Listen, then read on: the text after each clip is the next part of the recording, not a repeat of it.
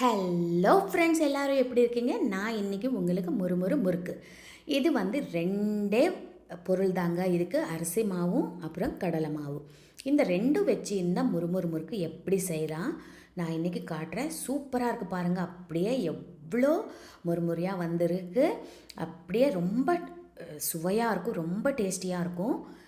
இது வந்து ஈஸியாகவும் செஞ்சிடலாம். நீங்கள் இப்போது ஈவினிங் ஸ்நாக்ஸ் இல்லை எதுவுமேனா கொஞ்சோண்டு மாவு பிசைஞ்சு நீங்கள் ஈஸியாக ஒரு 5 நிமிஷத்தில் பண்ணிக்கூடிய வேண்டிய முறுக்கு தான் இது. நீங்கள் ஃபஸ்ட் டைம் என் சேனல் பார்க்குறீங்கன்னா கண்டிப்பாக என் சேனலுக்கு சப்ஸ்கிரைப் பண்ணிக்கோங்க. இந்த முறுக்கு வந்து நீங்கள் டப்பாவில் போட்டு வச்சிங்கன்னா 1 மாதம் 1.5 மாதம் வரைக்கும் நல்லாயிருக்கும். ஹீட்டட் கண்டெய்னரில் போட்டு வச்சிட்டிங்கன்னா செம்மையாக இருக்கும். பசங்களும் ரொம்ப ஹெல்த்தியாக வீட்டில் செஞ்சு கொடுத்தா சாப்பிடுவாங்க. அதனால் நீங்கள் ஒரு பவுலில் 1 கப்பு அரிசி மாவு எடுத்துக்கோங்க. இது நான் வந்து நம்ம அரைச்ச அரிசி மாவாக இருந்தாலும் ஓகே, இல்லை கடையில் வாங்கின அரிசி மாவாக இருந்தாலும் ஓகே தான். இப்போ இதில் ருசிக்கேற்ப உப்பு போட்டுக்கோங்க. அப்புறம் கருப்பு எள்ளு 1 ஸ்பூன் போட்டுக்கோங்க.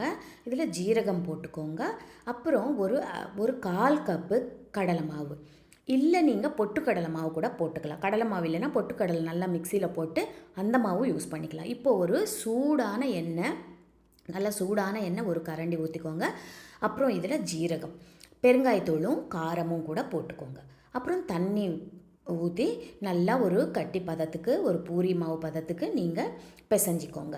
இந்த மாதிரி ஈஸியாக இது வந்து பிசைஞ்சிட்டு நீங்கள் உடனே முறுக்கு சுட்டிடலாம். இதுக்குள்ளே நம்ம எண்ணெய் சூடு பண்ணி வச்சிட்டோன்னா உடனே நம்ம முறுக்கு சுட்டிடலாம். இது வந்து இவ்வளோதான் நான் பண்ணியிருக்கேன். இது பாருங்கள் எவ்வளோ முறுக்கு வந்திருக்கு. இது ஒரு 4 நாள் 5 நாள் நல்லா நம்மளுக்கு சாப்பிட்ற மாதிரி வரும். இவ்வளோதான். நம்ம வந்து இந்த மாதிரி தேன்குழல் முறுக்கு அச்சு இருக்கும் இல்லையா, அதில் இது மாவு நல்லா ஃபில் பண்ணிவிட்டு, அச்சு முறுக்கு இந்த மாதிரி ஃபில் பண்ணிவிட்டு இந்த மாவெல்லாம் ஃபில் பண்ணுங்கள். அப்புறம் க்ளோஸ் பண்ணிவிட்டு நீங்கள் சூடான எண்ணெயில் அப்படியே இது பண்ண வேண்டியதான். உங்களுக்கு சூடான எண்ணெயில் நேராக இது பண்ணுறதுக்கு சிரமமாக இருந்தால் நீங்கள் கரண்டி இருக்கும் இல்லை, சல்லி கரண்டி, அது மேலே ஃபஸ்ட்டு நல்லா இந்த மாதிரி பைப் பண்ணிவிட்டு அப்புறமா நீங்கள் எண்ணெயில் விட்டுக்கலாம். அதுவும் செய்யலாம். இல்லை நான் வந்து டைரெக்டாகவே பண்ணேன். இது ஷேப்பு அந்த மாதிரி எல்லாம் எப்படி உடச்சி தானே சாப்பிட போகிறோன்ட்டு நான் பெரிய முறுக்காக பண்ணிட்டேன்.